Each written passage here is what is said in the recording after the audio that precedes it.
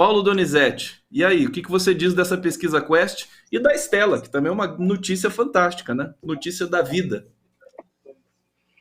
Boa tarde, Conde. Boa tarde aí o pessoal que nos acompanha. Parabéns para a Thalita. Encontrei com ela na semana passada. Eu falei, esperamos que a Estela não precise esperar até o segundo turno, né? E ela não esperou. Tá aí, mais uma estrelinha brilhando na Terra. Parabéns para ela e para a família toda. Sobre as Tá aí, pesquisas, olha só, olha, e a informação. Desculpa, te cortei, você estava falando, pode falar. não, vamos entrar no assunto das pesquisas? Ou vamos continuar no anterior, Podemos que é a entrar, Estela? antes de entrar, só dizer que o Bebê e Thalita estão em excelente estado, tudo certo, todos saudáveis e maravilhosos. Por favor, Paulo, pode falar da pesquisa. Excelente, excelente. Eu acho até complicado comentar a pesquisa, como eu já falava aqui mesmo, né, neste programa com a Thalita lá atrás, em maio, em junho, em julho, que as pesquisas elas são indicadores de momento, né, e na área dela séria, né, faz pesquisa baseada em dados estatísticos, na realidade dos estratos sociais do país, e são indicador do momento, né, e momento também é aquele em que o eleitor está diante da urna. O trajeto dele até a urna, a noite que ele passou antes de ir para lá, as pesquisas não conseguem medir, ela dá uma grande referência, né? Teve muitos erros grosseiros assim em relação à estimativa e resultado, né? Mas também teve muitos acertos. Então, a pesquisa é um dos termômetros para se medir, né, o ambiente de disputa eleitoral no país. O que as pesquisas dizem? As pesquisas dizem hoje que o Lula segue na frente, segue como terminou o primeiro turno, certo? E que ele vai precisar.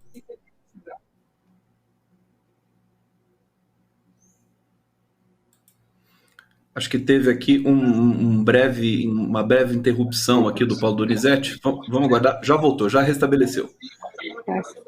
É isso que eu estava dizendo aqui. As pesquisas dizem o que praticamente todo mundo já sabe dos dois lados. O Lula, para conseguir se manter na frente, precisa não permitir que a diferença em São Paulo aumente muito, se possível reduzir, manter a diferença em Minas Gerais, se possível não permitir que se inverta, aumentar o Nordeste, né? Então, desses três itens, o mais certeiro de todos é o terceiro, né? O Flávio Dino estava falando ontem na reunião dos governadores com o Lula que só no Maranhão, só no estado do Maranhão, se tirou a diferença de São Paulo, né? Então, é muito difícil, pela lógica, né, o Lula perder a eleição. Então, isso é uma notícia boa para as pessoas que apostam na democracia e que apostam na retomada do país, né, do desenvolvimento, do projeto nacional. Paulo Donizete aqui no nosso Bom para Todos, enquanto a gente vê as imagens do Lula tá dançando, ele dança, né? Ele tá dançando no palco. Ele tá no estado de graça, né? Isso a gente percebe, o Lula tá muito bem, talvez no apogeu de toda a significação que ele tem com relação ao Brasil. Paulo, você teve ontem nessa reunião do Lula com governadores e senadores, né? Conta pra gente os bastidores ali, o que foi dito ali, o que você testemunhou, para que caminho eles estão Na indo. verdade, eu acompanhei a transmissão, né? Não foi uma reunião aberta Ah, para a tá. imprensa, nada, né? Eu acompanhei a transmissão, foram 2 horas e 20 minutos de transmissão, estava acompanhando e, né, e chupando cana ao mesmo tempo, né? Mas o que teve de importante nessa reunião? Que todas as forças que participaram da campanha do Lula nos seus estados estavam ali, né? Então, muitos governadores, muitos senadores, alguns que ainda vão disputar o segundo turno no Nordeste, e que nesse ponto será bom para o Lula, né? Algumas pessoas muito importantes caiu aqui o meu... Algumas pessoas muito importantes no processo de formação da frente em defesa da democracia e da cidadania e da retomada da reconstrução do Brasil, estavam ali, né, como a senadora Cátia Abreu, né, que é do PP, Tocantins e não se elegeu, mas tem uma liderança no meio do agronegócio, né? O senador Carlos Fávaro, no Mato Grosso, também estava lá e disse coisas muito importantes, né? Dizendo que o seu estado é o maior produtor de alimentos do país e tem 600 mil pessoas passando fome. O presidente Lula até usou essa fala para depois definir, no final da reunião, o conceito de democracia para ele, né?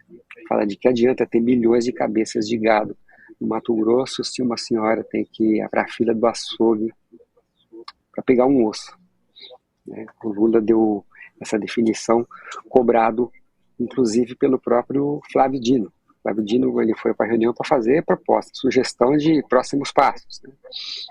E disse que é preciso tratar a democracia como liberdade de escolha, liberdade política, liberdade de cidadania, mas também traduzir o conceito, o valor do seu voto que você exerce na democracia para a sua vida, né? Então é preciso explicar para a classe trabalhadora que a democracia também é comida no prato, é criança na escola, é saúde, né? É acesso à cultura. E nós temos uma democracia ainda engatinhando, né? Porque a Constituição de 1988, como lembrou o presidente Lula, ela tem tudo ali no artigo 5º, todos os direitos sociais estão ali previstos, né? Mas muitos precisam ser regulamentados, muitos precisam ser transformados em realidade. Então tem toda essa soma de fatores que torna desafiadora a campanha do segundo turno, que é o choque de legados, o que foram os governos Lula, o que foi o primeiro governo Bolsonaro, e o choque de propostas.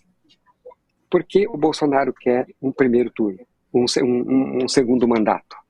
Porque no primeiro mandato ele não conseguiu executar todas as maldades que ele se propunha a executar.